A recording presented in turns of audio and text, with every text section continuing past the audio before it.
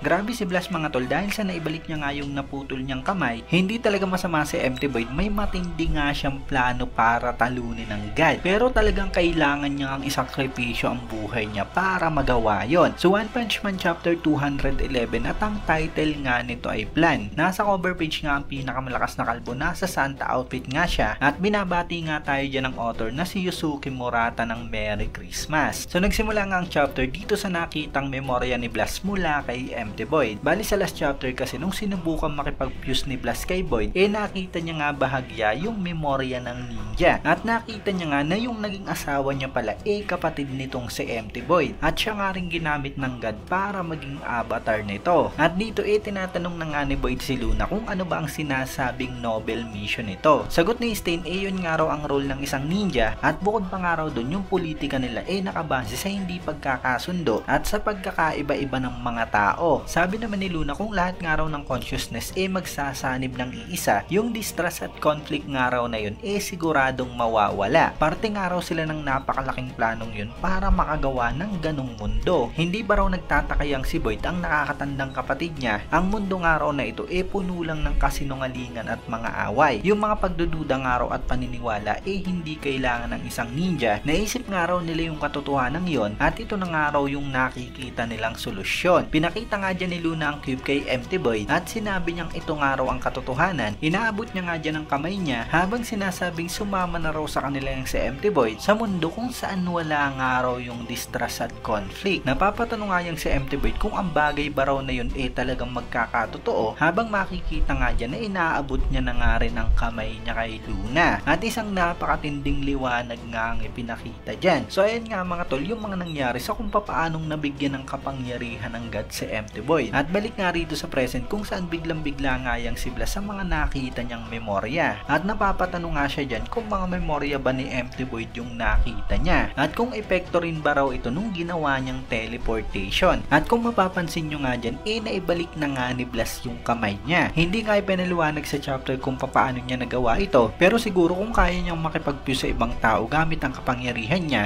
parang madali lang din siguro para sa kanya ang pagdugtungin ng kamay niya. In fact, nakita natin sa nakaraang chapter na nagamit niya nga ang kamay niya kahit putol na ito. Anyway, mula dyan umatake na yung si Empty Void. Binanatan niya nga agad ng sipa si Blast at nasalag naman ito. Habang galit na galit nga ang ninja kay Blast, alam daw pala nito yung ginawa nila ng kapatid niya. At ngumiti nga lang dyan si Blast at sinabing ano ba raw ang nakakasorpresa doon. Sabay bitaw niyang hadya ng napakatinding suntok kung saan talagang ikot nga dyan ang katawan ni Empty Void. At dagdag pa nga dyan ni Blast nakikita niya nga raw ang kasinungalingan. Gusto niya nga raw talaga yung malalakas. Ganun nga rin daw si Maya at yun na nga raw yun. At yung naging tricks nga raw at conspiracy hindi na importante. So hindi ko nga sure kung totoo bang mga sinasabi rito ni Blast, dahil sa biglang-bigla nga yung reaksyon niya nang makita niya ang memorya ni Void. Para bang dun niya pa nga lang nalaman na kapatid ni Empty Void si Maya. Anyway, ayun, dagdag pa nga rito ni Blast, ano pa nga raw ang rason bakit hindi agad siya tapusin niyang si Empty Void. Mula nga dyan tumawa ang ninja at sinabing hindi niya nga raw talaga dapat pang patagalin ang buhay ni Blast. Sabay pumorma na nga ito at pamilyar nga yan mga tol, dahil sa parang pareho nga kay Genos. At mula nga dyan sumugod na nga ng napakabilis ang ninja kay Blast. Napakatinding mga atake nga ang pinapakawalan ng ninja at talagang patuloy nga lang itong sinasalag ni Blast, pero naiisip nga rin dyan ni Blast na merong sikreto si Empty Void. So nakita rin mga tol ni Blast ang sikretong ito sa memorya ni Empty Void. At yun nga nangyari matapos higupin ni Empty Void yung kapangyarihan mula kay Garo. Nagdesisyon nga raw ang ninja ng mga time na yun, dahil sa bumalik na talaga yung consciousness niya, magpapanggap nga raw si Void na nasa control pa rin ng God at tatalunan ng mga heroes. Gagamitin nga raw ang cube para mapadami ang mga avatar ng God, at sa huli gamit ang sarili niyang buhay ibabahagi niya nga yung kapangyarihan niya sa lahat ng mga avatar. At yung kapangyarihan nga raw na yun na magtataksil sa God yung kapangyarihan na mula kay Garo. At mula nga dyan mga tol makikita natin yung illustration ng gagawing plano ni Empty Void. Napakadami na nga dyang mga God avatar. Pinatay nga dyan ni Void ang sarili niya at yung kapangyarihan niya nga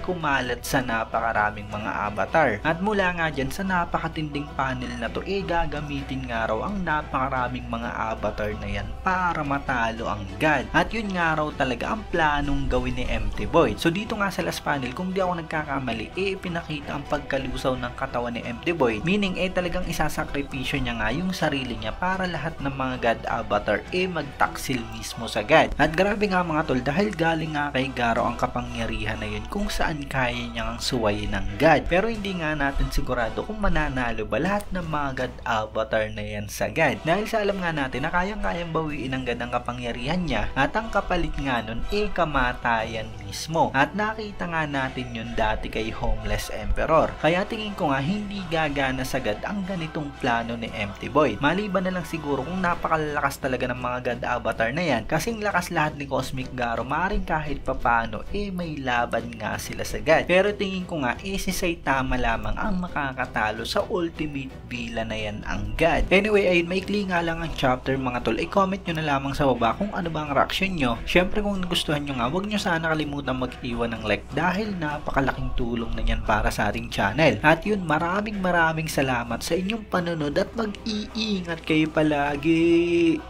Bagang!